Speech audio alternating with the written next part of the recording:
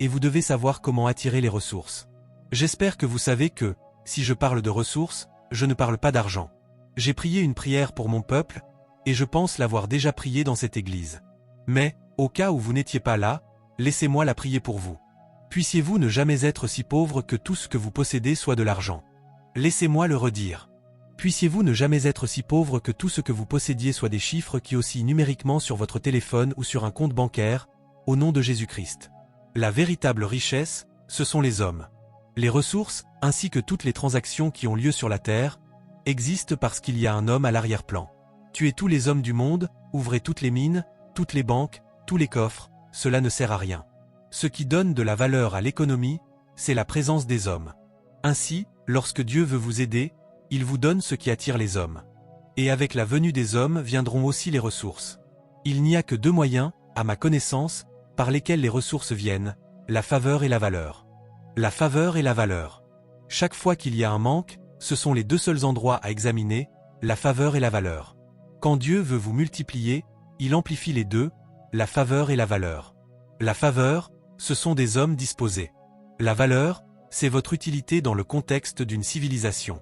Non pas votre utilité pour vous-même, mais votre utilité pour ceux qui peuvent vous récompenser. Vous pouvez être utile à vous-même, mais si ceux qui peuvent vous récompenser ne vous perçoivent pas comme utile, ils ne vous récompenseront pas. Vous pouvez continuer à prophétiser « j'ai de la valeur », mais vous êtes le seul à le croire. La personne qui a l'argent pour vous donner, si elle ne croit pas que vous avez de la valeur, vous aurez faim. C'est vrai. Sommes-nous ensemble? Supposons que cette sœur ou ce frère vende des vêtements pour bébé, et que je sois le seul client que vous ayez. Cela posera un problème en ce qui concerne l'échange de récompenses. Permettez-moi de lancer un défi à chaque pasteur ici, au nom de Jésus, et à chaque dirigeant.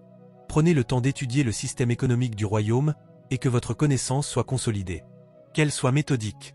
Ne survolez pas une vidéo de 5 minutes, puis ajoutez-y une vidéo d'1 heure, puis encore une autre vidéo controversée qui finit par contredire l'ensemble. L'écart n'est pas assez faible pour apporter la victoire. Vous pouvez vous poser, et il existe deux manières d'être transformé dans n'importe quelle réalité. La première consiste à regarder à Jésus à travers la parole. La deuxième consiste à devenir les imitateurs de ceux qui, au travers de leur douleur et de leurs sacrifices, ont structuré un système qui conduit à ce résultat. Et laissez-moi vous dire sincèrement, aucun hôpital ne parcourt les rues à la recherche de patients. Si vous êtes malade, vous trouverez où se trouve l'hôpital. Même pour l'homme qui ne pouvait pas marcher, Dieu lui a fait miséricorde en amenant des personnes qui ont accepté de le porter. Le miracle ne l'a jamais rencontré chez lui. Nous vivons dans un monde où les pasteurs, parfois, avec tout le respect que je vous dois, à cause de tous les « oui, monsieur » que nous recevons chaque jour, veulent qu'on leur donne tout à la cuillère. Parfois, vous devrez faire ce pas de foi pour apprendre. J'espère que vous n'êtes pas offensés. Sommes-nous en train d'apprendre? Oui. Les ressources sont très importantes. Alors, quand vous dites « Seigneur, envoie-moi », c'est quelque chose de coûteux que vous dites. Envoie-moi, vous devez avoir l'intelligence nécessaire pour être capable de réunir les ressources, sinon vous aurez des crises familiales parce que vous avez obéi à Dieu. Vous aurez tant d'autres problèmes, et vous l'attribuerez à votre obéissance à Dieu. Nous avons le privilège d'organiser de très grands programmes à travers le monde. Et je peux vous dire la vérité, cela demande énormément de ressources. Cela demande énormément de ressources. Énormément de ressources. Vous voulez marcher dans l'intégrité. L'intégrité est coûteuse. Vous m'avez entendu dire que le nom de Jésus est très lourd. Il faut des ressources pour l'élever haut parmi les nations. C'est vrai. Je pense qu'il n'y a pas très longtemps, l'Église a organisé un programme au stade. Est-ce exact? Ai-je raison, monsieur? TBS. Vous voyez cela? Maintenant, numéro 5. La 5e exigence pour qu'une vision parle, c'est qu'il doit y avoir un soutien divin. Il doit y avoir un soutien divin. Il doit être évident que Dieu vous a envoyé. Il doit être évident que Dieu vous a envoyé. Puis-je vous dire ceci? Il n'est pas inhabituel que des gens doutent de vous. C'est à vous de rendre votre appel et votre élection certains. Ce n'est pas la responsabilité de Dieu. Vous marchez avec Dieu de manière à réduire au silence quiconque doute de la validité de votre apostolat. Apôtre, mais les gens ne croient pas en moi. Vous n'êtes pas le seul. Personne n'a jamais bénéficié de la foi des autres par défaut. Pas même Jésus. Pas même Jésus. Mais la Bible dit, Acte 4 verset 33. Les apôtres rendaient avec beaucoup de puissance témoignage de la résurrection du Seigneur Jésus, et une grande grâce reposait sur eux tous. Une chose qu'on ne peut pas nier, c'est l'investissement de l'Esprit. Dieu démontrant à travers votre vie qu'il vous a envoyé. Dieu démontrant à travers votre vie qu'il vous soutient. Et je prie pour les pasteurs, au nom de Jésus-Christ. Quel que soit le prix que vous devez payer dans cette saison, dans la justice, pour obtenir le soutien du ciel, je libère cette grâce sur vous. Quelqu'un reçoit-il?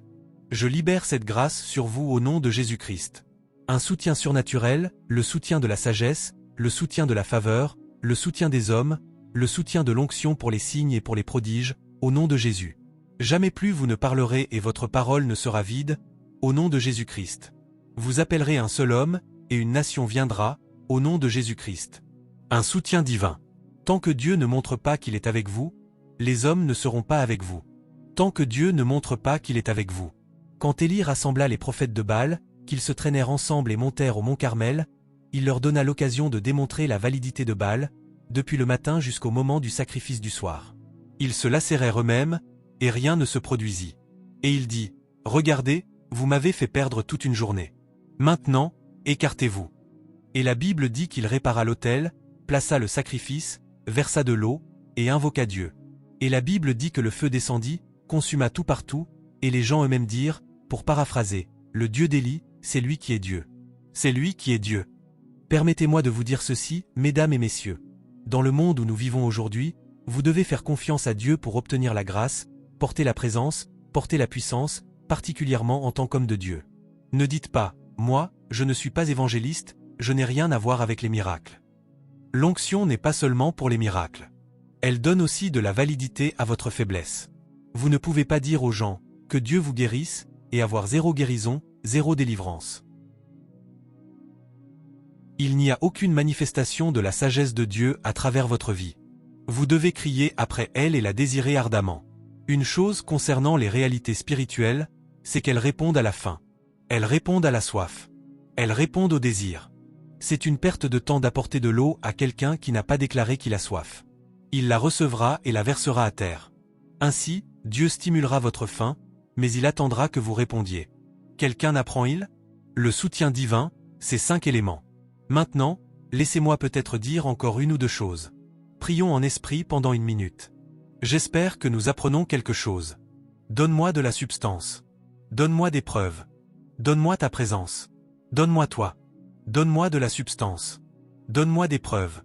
Donne-moi ta présence. Qu'il soit manifeste que j'ai été avec toi. Qu'il soit manifeste que je suis accordé avec toi. Qu'il soit manifeste que je suis accordé avec toi. Qu'il soit manifeste que j'ai été avec toi. Qu'il soit manifeste que j'ai été avec toi. Qu'il soit manifeste que je suis accordé avec toi. Qu'il soit manifeste que j'ai été avec toi. Qu'il soit manifeste. Alléluia. Laissez-moi vous dire ceci. Je peux vous le dire gratuitement. L'un des plus grands moyens d'attirer les ressources des hommes et les finances, c'est la force de votre impact dans la vie des gens. Dieu l'a conçu ainsi. Dans la mesure où vous utilisez les ressources de la sagesse, les ressources de la puissance, les ressources de la faveur, les ressources de l'éloquence, les ressources de la compétence, c'est ce capital-là qui achète l'argent. Quand Dieu veut vous faire prospérer, il vous donne quelque chose qui dépasse un emploi. Quand Dieu veut vous faire prospérer, il vous donne ce que la Bible appelle les richesses de sa gloire. C'est cela qu'il vous donne. Il y a des ressources qui accompagnent sa gloire. La manière dont nous prospérons dans le royaume. Je ne sais pas pourquoi Dieu continue de me ramener ici. Laissez-moi vous dire comment nous prospérons dans le royaume.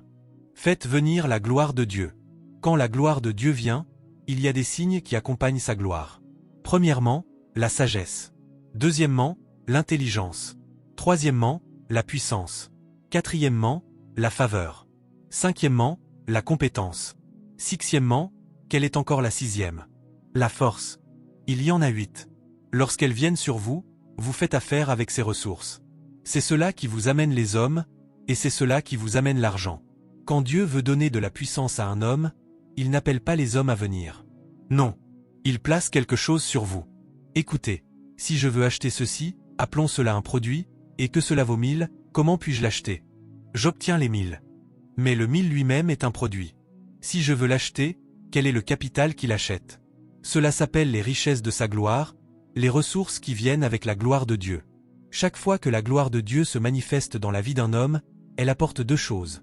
Des rencontres, vous voyez cela maintenant, puis des interventions divines. Voilà comment Dieu m'a enseigné la gloire. Tous ceux que vous voyez, il y a des gens qui en ont bénéficié, mais ils ne peuvent pas l'exprimer clairement. Ils savent simplement, c'est un homme de Dieu.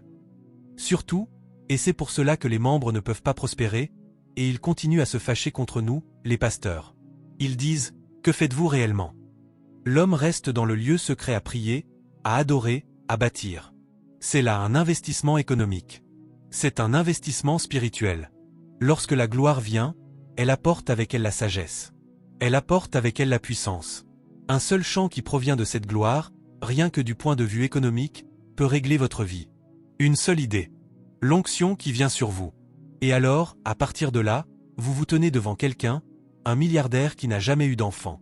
Et vous venez avec les ressources de cette gloire, vous déclarez, et en 9 mois il porte des jumeaux. Vous voyez cela maintenant? Mais au-delà du fait que quelqu'un vienne simplement vous bénir, il y a les idées qui viennent de là, que vous traduisez en produits, en services, soit des produits nouveaux, soit des produits améliorés. Laissez-moi vous dire ceci. La même grâce qui a multiplié l'huile est la même grâce qui a positionné les acheteurs. Avez-vous entendu ce que j'ai dit? La même grâce, alors qu'il lui disait « Va et remplis ces vases d'huile », la même grâce était aussi en train de planifier ceux qui l'achèteraient.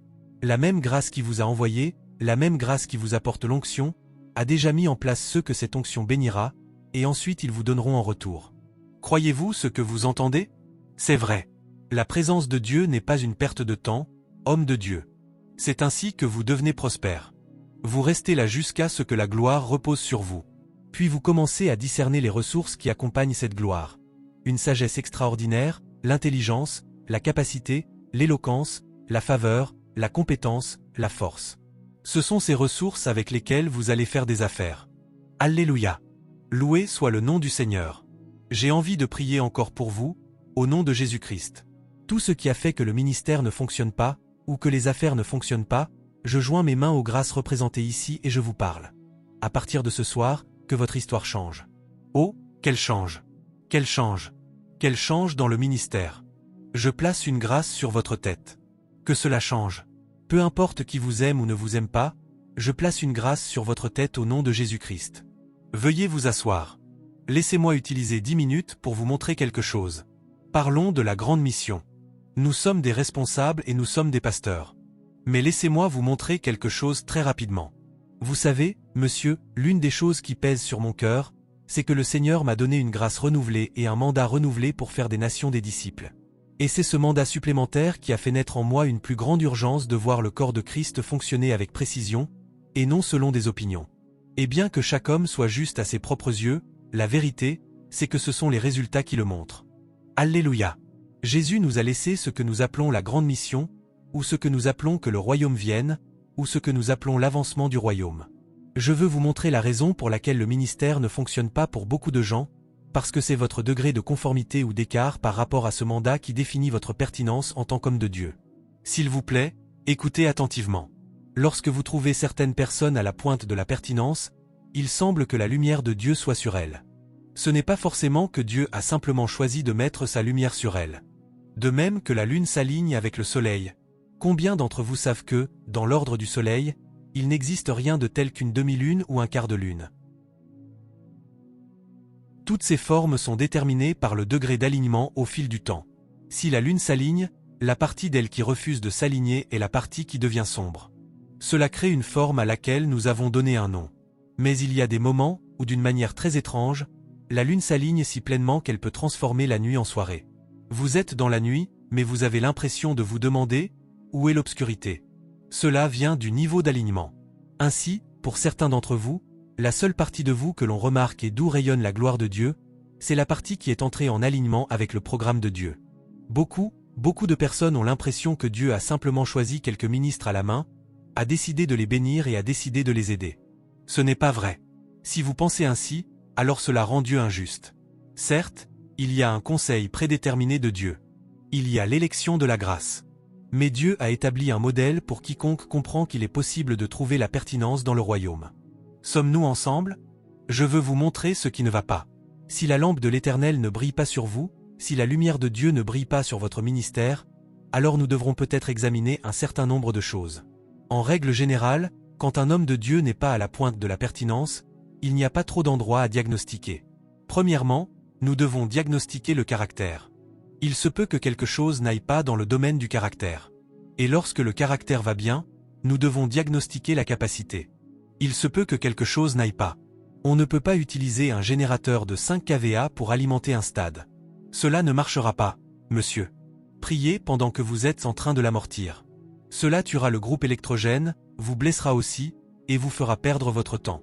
Certains d'entre nous sont à 5 kVA, mais notre mandat est de la taille d'un stade, et pourtant vous portez ce fardeau. Non, il n'y a pas de capacité. Et ainsi, Dieu lui-même devra initier un processus de retardement dans votre vie comme un acte de sa miséricorde, afin que vous ne vous brisiez pas.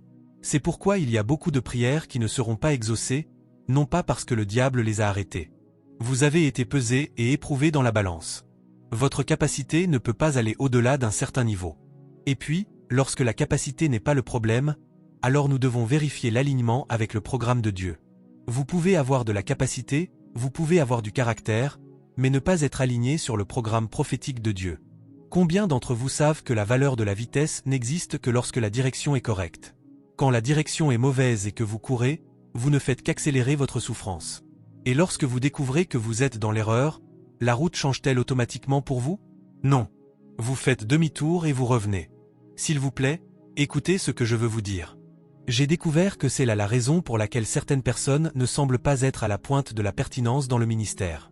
Et par « dans le ministère », je ne me limite pas à la chair. Cela peut être dans les affaires. Cela peut être dans une carrière. Or, beaucoup d'écoles bibliques, avec tout le respect que je leur dois, nous ont enseigné que la grande mission a généralement seulement à voir avec la prédication et l'évangélisation. Et c'est merveilleux, et c'est vrai. Mais la grande mission, ou que le royaume vienne, ou l'avancement du royaume, est triple. C'est ce que je veux vous présenter. Aucun pasteur, aucune église, ne sera réellement très pertinent dans le monde d'aujourd'hui si vous ne comprenez pas la portée tripartite de la grande mission. Avant tout, la grande mission est un mandat que Jésus a donné à ses disciples d'alors, mais qui a été étendu aux croyants d'aujourd'hui. Sommes-nous ensemble? Un mandat qui renferme une mission à 3 dimensions. La première dimension de cette mission est l'évangélisation du monde. C'est la première mission. La deuxième dimension, c'est le discipulat, c'est-à-dire amener l'Église à un état de maturité et de stature. Puis la troisième dimension de cette mission, c'est la transformation de la société. Vous ne serez pas pertinent dans le monde d'aujourd'hui si vous omettez une seule partie de ce mandat. Permettez-moi de le redire, ce mandat comprend une portée tripartite. Premièrement, l'évangélisation du monde. C'est le programme de Dieu pour le monde incroyant. Le programme de Dieu pour le monde incroyant, ce n'est pas la charité. Ce n'est pas la réhabilitation. Toutes ces choses existent, mais le programme principal de Dieu pour le monde incroyant, c'est leur salut. Mais il a aussi un programme pour l'Église. Le programme pour l'Église s'appelle le discipulat, le processus qui conduit les croyants à un point de maturité et de stature. Et ensuite, Dieu a un programme pour la société. Sommes-nous ensemble?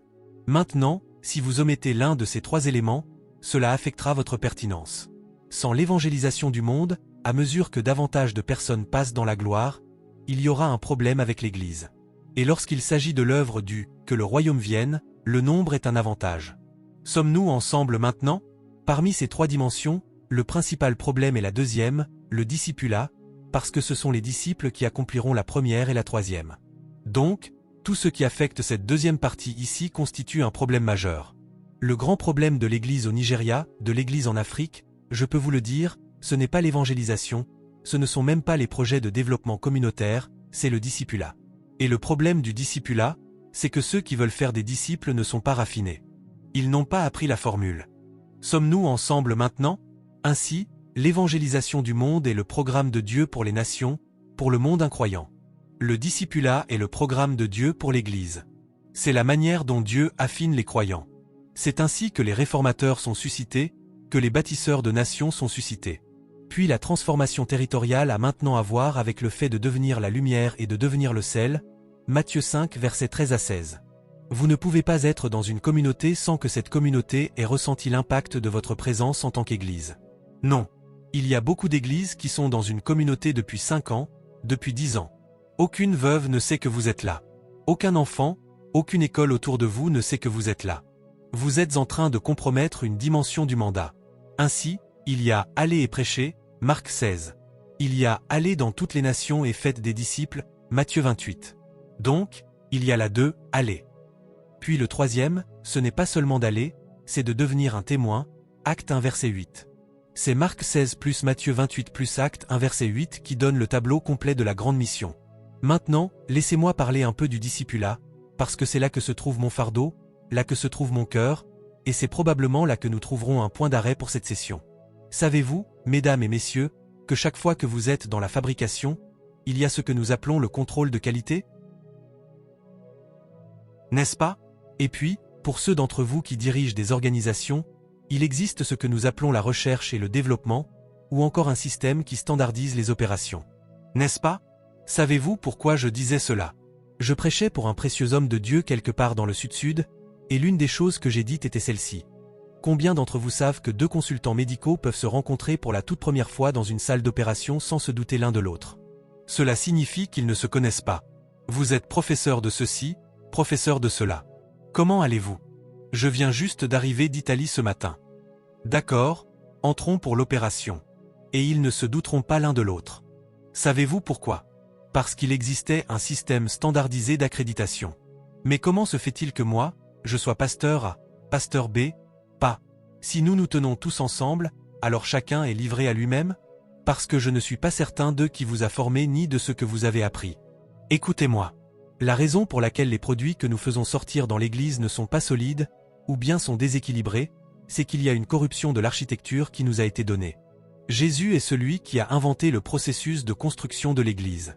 Et il a dit, « Je bâtirai l'Église, d'une certaine manière et selon une certaine méthode. » Et souvenez-vous que toute maison est construite par quelqu'un, même si Dieu est le bâtisseur de toutes choses. Ainsi, lorsqu'il dit « Je bâtirai mon Église », il utilise des hommes pour bâtir l'Église. S'il vous plaît, que chacun écoute. Savez-vous pourquoi nous avons des croyants qui ne ressemblent pas à des croyants? Ce n'est pas un problème d'appartenance. C'est un problème de sacerdoce. Il y a quelque chose que nous ne comprenons pas au sujet du système de Dieu et de la manière dont il façonne les hommes. Ainsi, nous sommes en grande partie en train de deviner, en fonction de celui qui nous a encadrés, en fonction de ce que nous avons lu, en fonction de notre niveau d'exposition spirituelle. Sommes-nous ensemble? Ou encore en fonction de nos rencontres spirituelles? C'est pour cela qu'il y a une si grande divergence en termes de qualité du produit. Parcourez le Nigeria, parcourez l'Afrique subsaharienne, l'Afrique de l'Est, l'Afrique australe. Maintenant, allez en Europe, en Amérique, et vous découvrirez qu'il existe une telle divergence. Or, la mission du ministère des 5 dons est d'amener le corps de Christ à quelque chose qu'on appelle l'unité de la foi. L'unité de la foi ne signifie pas faire exactement la même chose. Cela signifie que nous devons standardiser la connaissance, afin que les croyants de Maiduguri, les croyants de Lagos, les croyants de quelque part au Cap, et les croyants du Ghana, lorsqu'ils se réunissent, puissent manifester un niveau unifié de compréhension. Telle est la mission du sacerdoce. Et tout homme de Dieu qui n'est pas engagé dans cela, il y a une certaine onction de ce temps de la fin qui ne peut pas venir sur lui. Il y a une onction qui vient sur vous parce que vous êtes greffé en Christ. C'est elle qui accomplit en vous l'œuvre intérieure de transformation. Il y a une onction qui vient sur vous lorsque vous découvrez votre destinée prophétique. Mais il y a une onction qui vient sur vous comme récompense pour vous être aligné sur l'accent que Dieu met pour une saison passée. C'est cela qui distingue les hommes. Quelqu'un n'apprend-il maintenant? Il devrait y avoir le jeûne. Il devrait peut-être y avoir l'expulsion des démons. Peut-être devrait-il enseigner. La personne n'a pas de programme clair dans son esprit. Alors elle utilise sa créativité, ou bien ce qu'elle a reçu de son mentor, et parfois elle produira un désastre. D'autres fois, si elle a été structurément formée, sommes-nous ensemble maintenant, elle produira alors un croyant victorieux. Elle ne sait pas quoi faire. Mesdames et messieurs, un Dieu intelligent, qui désire susciter des témoins, ne peut pas vous laisser dans l'incertitude sur la manière dont les hommes sont formés dans le royaume. Il existe une formule. Il existe une architecture. Ce n'est pas laissé à votre créativité. Non. Il y a une manière de faire. Combien d'entre vous savent que, si vous regardez un chocolat Cadbury, il y a une manière dont il a été fabriqué? Ai-je raison sur ce point? Le vêtement que vous portez, il y a une manière. Le tailleur qui a cousu votre vêtement, si vous voulez qu'il en couse un autre, il doit être capable de refaire exactement la même chose. Certains d'entre vous ont 2 ou 3 exemplaires du même vêtement. Les gens penseront que vous portez toujours la même chose, alors que vous en avez 2 ou 3 exemplaires, grâce à un processus standardisé. Comment se fait-il que nous ne puissions pas définir comment faire passer un croyant, comme dans une raffinerie, du point A au point B, et garantir avec la précision d'un enseignant qu'après 3 ans passés dans votre église, cet homme sera un croyant d'une certaine qualité? C'est notre conformité à cette architecture qui fait qu'un homme est appelé un sage architecte. Vous voyez, la sagesse ici, c'est la capacité de capter l'intelligence que Dieu a donnée. Et pendant les 2 prochaines minutes, je vais parcourir cela.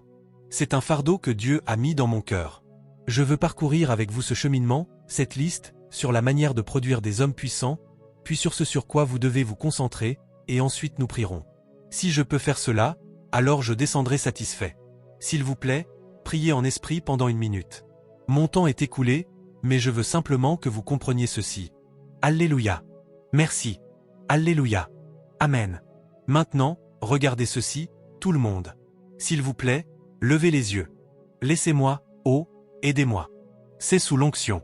Maintenant, levez les yeux, s'il vous plaît. Tout le monde, laissez-moi simplement parcourir cette liste avec vous. Je ne sais pas jusqu'où vous serez capable de la saisir. Alors permettez-moi de vous demander pardon d'avance, mais je vais la parcourir en passant. Maintenant, observez ceci. Tout le monde, d'un point de vue spirituel, par défaut, nous sommes hors de Christ. Nous ne sommes pas sauvés. Il n'existe personne qui ait hérité du salut par la naissance. Sommes-nous ensemble maintenant? Pasteur, il est important que nous le sachions. La longévité dans l'Église, sans déclaration de la Seigneurie de Jésus, ne fait pas de quelqu'un une personne née de nouveau. Même si cette personne est devenue plus riche sous votre ministère, cela ne se traduit pas automatiquement. On ne transfère pas des crédits en disant que, parce que je vous ai écouté, cela équivaut soudainement au salut. Non. Sommes-nous ensemble? Il n'y a qu'un seul moyen, selon l'Écriture, pour qu'un pécheur ou une personne non sauvée devienne un enfant de Dieu, et c'est par la prédication de l'Évangile. S'il vous plaît, que chacun écoute. Sans la prédication de l'Évangile, il ne peut pas y avoir de salut. Dès lors qu'il s'agit de convertir un pécheur, la parole dont il a besoin, c'est l'Évangile. L'Évangile est une déclaration de l'amour du Père, manifestée dans et par le sacrifice substitutif de Jésus, l'homme et la création étant l'objet de ce sacrifice. Et la Bible dit que, lorsque nous croyons à ce message, écoutez bien, il y a 3 dons que vous recevez immédiatement dès que vous déclarez la Seigneurie de Jésus. Premièrement, le pardon des péchés, Éphésiens 1 verset 7. Deuxièmement, la justice de Dieu. Vous recevez la justice de Dieu. Et troisièmement, vous recevez ohé, la vie de Dieu. 3 dons. Chaque pasteur doit savoir cela. Toute personne qui naît de nouveau juste devant vous doit le savoir, et vous devez savoir que c'est ce qui lui est arrivé dans l'esprit. 3 dons, le pardon des péchés, selon les richesses de sa grâce, Éphésiens 1 verset 7. Deuxièmement, ils reçoivent la justice de Dieu en Christ, et troisièmement, ils reçoivent la vie de Dieu. Nous l'appelons la vie éternelle, la vie sans fin aussi, ohé. Mais regardez ceci, au moment même où vous êtes sauvés, il y a aussi un nom par lequel on vous appelle. On vous appelle un bébé. On vous appelle un enfant. Même si vous êtes en Christ, vous êtes un enfant. Quelqu'un n'apprend-il maintenant? Les croyants doivent être enseignés que le salut n'est que le processus d'initiation du parcours, et non sa fin. Cela signifie que, si vous croyez cela en tant que pasteur, il doit nécessairement y avoir un système de suivi faisant partie de l'architecture pour faire mûrir ceux qui sont sauvés. Cela peut se faire de diverses manières. Maintenant, regardez ceci. Au moment où vous naissez de nouveau, il y a 3 ministères qui doivent être introduits dans votre vie. Sinon, vous ne deviendrez jamais puissant. Premièrement, le ministère du Saint-Esprit. Deuxièmement, le ministère de la prière et de la parole. Troisièmement, le ministère de la direction spirituelle ou d'un sacrificateur enseignant. Je suis désolé de vous presser. Je vous montre la formule. Voilà comment les hommes puissants sont formés, par le salut au moyen de la prédication de l'Évangile. Ils reçoivent la vie de Dieu. Et, alors qu'ils reçoivent la vie de Dieu, ils sont des bébés. Ils sont des enfants, stériles dans leur intelligence. Si vous les laissez ainsi, vous ne verrez pas la différence entre eux comme croyants ou comme incroyants. Les impulsions de la chair agissent encore en eux. Alors, par l'Esprit, vous les introduisez au ministère du Saint-Esprit. Vous les introduisez au ministère de la prière et de la parole, puis au ministère du sacrificateur enseignant. Une fois que ces 3 ministères sont en place, le parcours de transformation est prêt à commencer. Combien d'entre vous ont déjà vu une femme qui donne naissance à un enfant, puis le laisse là en disant « Tu ferais mieux de trouver toi-même un moyen de grandir ?» Non, non. Le ministère du Saint-Esprit, le ministère de la prière et de la parole. Vous remarquez que je ne les ai pas séparés. Notre génération choisit entre les deux. Nous commettons une grave erreur. Nulle part dans l'Écriture il ne vous est donné la liberté de choisir la prière. Il n'existe rien de tel que « je suis une personne de prière » ou « je suis une personne de la parole ». C'est de l'ignorance en matière de mentorat. Vous trouverez toujours la prière et la parole ensemble. c'est le modèle apostolique, Acte 2 versets 42 à 47. Sommes-nous ensemble? Acte 6 verset 4. Mais nous nous consacrerons continuellement à la prière et au ministère de la parole. Je veux vous montrer comment nos pères sont devenus puissants. C'est le protocole qu'ils ont suivi. Notre génération est éclairée, mais elle n'est pas coordonnée. Notre apprentissage comporte trop de lacunes. C'est pour cela que nous ne sommes pas puissants. Nous connaissons des fragments de beaucoup de petites choses. L'étape suivante après le salut, avec l'introduction de ces 3 ministères, c'est le parcours de transformation. Mesdames et messieurs, c'est la partie la plus difficile du parcours d'un croyant. J'arrive à la fin, la partie la plus difficile, et il y a 3 éléments dans la transformation. Premièrement, l'illumination. Deuxièmement, le renouvellement. Troisièmement, la conformité. Ce sont les 3 éléments de la transformation. Vous ne pouvez pas être transformé tant qu'il n'y a pas d'abord l'illumination. Sommes-nous ensemble? Ensuite vient le renouvellement. Qu'est-ce que le renouvellement? Une révision de vos pensées, une révision de vos idées, une révision de votre système de valeurs. Tout ce qui est dans votre pensée n'est pas inutile. La transformation est une guerre. Puis vient la conformité, la discipline de la conformité. Comment reconnaît-on un croyant transformé? Il y a plusieurs indices. Le premier, c'est le caractère, un caractère semblable à celui de Christ. Or, lorsque vous arrivez à la transformation, vous ne vous arrêtez pas là. Ainsi, le salut est le premier arrêt. Le deuxième arrêt, c'est la transformation. Le troisième arrêt, c'est l'habilitation spirituelle. Si vous restez seulement transformé sans être revêtu de puissance, vous connaîtrez beaucoup de choses sans l'onction pour les démontrer. Vous savez que Dieu guérit, et vous le direz intelligemment. Mais, à la fin de cette étude biblique, les malades repartiront malades. Oh, je sais que les dons de l'esprit peuvent agir puissamment. Pourtant, à la fin, il y aura des personnes ayant besoin d'une direction prophétique, et rien ne viendra pour elles. L'habilitation spirituelle. Au moment où vous rencontrez le salut, la transformation et l'habilitation spirituelle, votre nom change. Vous n'êtes plus seulement un croyant, vous devenez un témoin. Un témoin. Voilà le but. Au moment où vous devenez un témoin, Dieu peut alors commencer à définir la géographie de votre mission. Il peut vous faire confiance. Vous voyez cela? Maintenant, ne continuez pas à crier au sujet de la mission à quelqu'un qui vient juste de naître de nouveau. Il n'a pas besoin d'une mission. Il a besoin de Jésus. Quand Jésus appelle les hommes, il ne leur donne pas une mission.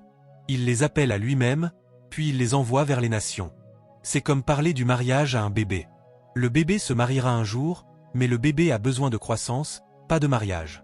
Imaginez que vous parliez de mariage à un enfant de 4 ans et que vous lui disiez « Tu vois, laisse-moi t'expliquer comment cela fonctionne entre les femmes et les hommes. » C'est une information inutile pour cet enfant. Pasteur, écoutez. Le Saint-Esprit, je suis désolé pour le temps. Donnez-moi simplement 5 minutes. Mais c'est un mandat que Dieu m'a donné maintenant, afin que je puisse apporter des contributions pour aider à fortifier la compréhension des gens. Si nous revenons à la formule, nous produirons des hommes puissants. Je vous le dis, des hommes puissants. Quelqu'un peut être sauvé pendant 10 ans dans une église et ne jamais passer par la transformation ni par l'habilitation spirituelle. Il devient seulement un enfant ordonné. Que pensez-vous qu'il fera avec les membres placés sous sa responsabilité? Quand vous devenez un témoin, alors vous êtes prêt à passer à un autre niveau. Maintenant, laissez-moi conclure avec ceci. La Bible parle de quelque chose appelé la plénitude de Christ ou la plénitude de Dieu. S'il vous plaît, pasteur, écoutez. Je veux vous montrer une formule que Dieu m'a révélée. Cette formule devrait constituer le contenu fondamental dans la formation des hommes. La plénitude de Christ. Avez-vous déjà entendu cette déclaration dans la Bible? La Bible dit que nous parvenons à l'unité de la foi, à la plénitude de la stature de la mesure de Christ. Chaque fois que vous voyez un croyant déséquilibré, c'est qu'une dimension de Christ n'a pas été formée en lui. Sommes-nous ensemble? S'il vous plaît, écoutez. Vous tous, pasteurs, vous pouvez revenir en arrière et examiner vos membres à la lumière de ce que j'ai dit. Vous découvrirez que je vais maintenant décrire ces dimensions. Et c'est précisément cela qui vous donnera une réponse au déséquilibre des produits spirituels que sont les croyants au Nigeria, en Afrique et partout dans le monde. Dans tout territoire où vous constatez qu'il n'y a pas de plénitude, qu'il n'y a pas de présentation complète de Christ, c'est qu'une dimension de la plénitude de Dieu a été omise dans la formation de ces personnes. Combien d'entre vous savent que, sans entrer dans la cuisine, vous pouvez goûter le repas à table et savoir que le sel a été omis, parce que vos papilles ont été conçues pour le détecter. Vous pouvez regarder et dire par simple observation, où est la tomate? Où est ceci? Où est cela? Et combien d'entre vous savent que, sans entrer dans la cuisine et sans être prophétique, simplement en sentant l'arôme, vous pouvez savoir que le poisson est en train de faire quelque chose dans cette cuisine? Sommes-nous ensemble? Il y a quelque part un assaisonnement. C'est ainsi que cela devrait être utilisé. Votre formation devrait être comme un parfum. Les gens de votre communauté devraient savoir que ce pasteur produit, qu'il y a une texture, qu'il y a une qualité d'homme qui se lève de cette église. Maintenant, regardez ceci, tout le monde. La plénitude de Christ a 3 dimensions. Et c'est là la mission de chaque pasteur. Vos sermons, dans leur ensemble, devraient tourner autour de cela. Premièrement, la nature de Christ. La nature de Christ. Les enseignements sur la nature qui aident à bâtir et à manifester la nature de Christ. C'est la première dimension de la plénitude de Christ. Chaque fois qu'il y a un problème de caractère, c'est cette dimension qui manque. Quand vous trouvez des gens malhonnêtes, des gens qui mentent, des gens dissolus, des gens sans sérieux, c'est qu'une dimension n'a pas été formée. Et si vous omettez cela dans votre message, vous ne produirez pas un peuple complet. Qui apprend? C'est ici qu'ils apprennent à mourir à la chair. C'est ici qu'ils apprennent la consécration. Et d'ailleurs, notre enseignement de la consécration dans le corps de Christ doit être complet, parce que notre consécration a 2 dimensions. Il y a l'abstinence de, puis il y a la dévotion à. Vous ne pouvez pas vous arrêter seulement à l'abstinence. La consécration, telle qu'elle est enseignée dans l'Écriture, c'est l'abstinence de, puis la dévotion à. Ainsi, le fait que vous vous soyez abstenu ne signifie pas que vous êtes consacré. Cela doit se voir dans votre dévotion. Est-ce que quelqu'un apprend? Abstinence de, et dévotion à. Vous vous êtes abstenu du péché. Vous vous êtes abstenu de la convoitise. Mais laissez-moi voir jusqu'où va votre passion. Le fait que vous ne commettiez pas volontairement le péché, la convoitise et toutes ces choses ne signifient pas que vous êtes consacré. Je dois voir où vous avez investi cette énergie. C'est cela qui complète votre compréhension de la consécration. Sommes-nous ensemble? La nature de Christ. C'est la partie la plus importante. Mesdames et messieurs, je vous le dis. Un incroyant qui est encore rempli de chair, qui a une mentalité charnelle, n'a pas besoin d'apprendre le succès. Il a besoin d'apprendre à mourir à la chair. Donner de la puissance à cette personne, c'est seulement la détruire. Vous alimentez la convoitise. C'est ligne sur ligne, selon l'ordre de priorité. Cet homme n'a rien à faire à essayer d'apprendre comment devenir un flux. Il a besoin de Jésus. Il a besoin de savoir comment mourir à la chair. Il a besoin de savoir comment crucifier la chair afin que l'argent ne le détruise pas, afin que les titres ne le détruisent pas. Maintenant, la dimension suivante de la plénitude de Christ, mon temps est écoulé, je parle sur du temps emprunté, s'appelle la sagesse de Christ. Ah, c'est encore un autre domaine où nous avons manqué le but, la sagesse de Christ. Il existe donc des personnes consacrées qui aiment Dieu. Elles ne voleraient pas. Elles ne tueraient pas. Elles ne commettraient pas l'adultère. Mais elles ne construiront rien. Et alors elles ne peuvent pas voir notre pertinence en tant que lumière et sel. Jésus a consacré tout Jean 15 à insister sur la valeur de la productivité. Si vous n'enseignez pas la sagesse de Christ, et si vous ne bâtissez pas dans les gens la sagesse de Christ, vous allez avoir des crises conjugales parce que les factures ne seront pas payées. Vous allez avoir, les gens ne grandiront jamais. Vous ne pourrez pas susciter des hommes puissants dans votre assemblée. L'influence est le produit de la sagesse. Bâtir quoi que ce soit est le produit de la sagesse. La puissance. Nous terminons. Dites, la puissance. La puissance.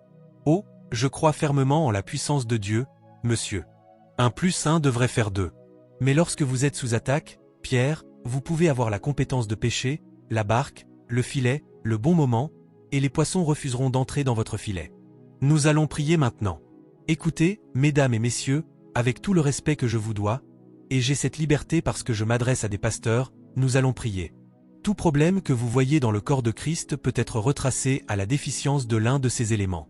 Ainsi donc, la nature ou le caractère de Christ, plus la sagesse de Christ, plus la puissance de Christ, égale la plénitude de Christ. C'est cela que nous devrions produire dans les gens.